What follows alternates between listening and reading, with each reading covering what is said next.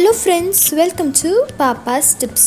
So இன்றைக்கி நம்ம பாப்பாஸ் டிப்ஸில் பார்த்திங்கன்னா ஆக்னி ப்ரோன் ஸ்கின் அப்படின்ட்டு சொல்லுவாங்க. அதாவது ஃபேஸ் ஃபுல்லாக ஆக்னி, பிம்பிள்ஸ், ஹீட் பாயில்ஸ் வந்துருக்கும். ஸோ அதுக்கான ஒரு ரெமெடி இங்கே வந்து நான் ரா மில்க் எடுத்து வச்சுருக்கேன். இந்த டிப் வந்து போத் மென் அண்ட் விமென் ரெண்டு பேருமே போடலாம். ஸோ இங்கே நீம் பவுடர், அதுக்கப்புறம் ஆரஞ்ச் பீல் பவுடர் வச்சுருக்கேன். இந்த ரெண்டு இன்க்ரீடியன்ட் தான் வச்சுருக்கேன். ஃபர்ஸ்ட் இந்த நீம் பவுடரை வந்து இதில் ஆட் பண்ணிக்கோங்க.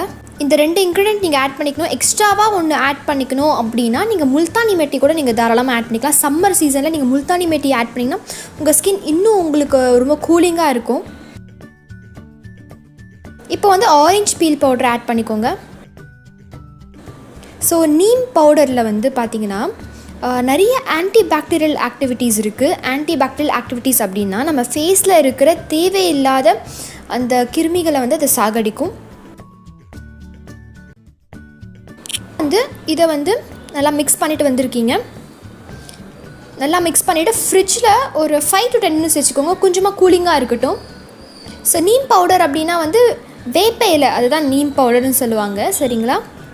ஸோ இதை வந்து நீங்கள் ஃப்ரிட்ஜில் ஒரு 15 நிமிஷம் வரைக்கும் வச்சுட்டு அதுக்கப்புறம் ஃபேஸில் அப்ளை பண்ணுங்கள்.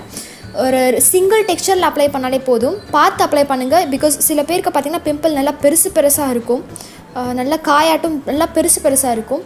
ஸோ நெத்தியில் எல்லா இடத்துலையுமே இருக்கும். அவங்களாம் கூட அப்ளை பண்ணலாம். ஜென்ஸ் முதற்கொண்டு நீங்கள் அதை அப்ளை பண்ணலாம். மோஸ்ட்லி ஜென்ஸுக்கு வந்து நீம் பவுடர் செட் ஆகும்.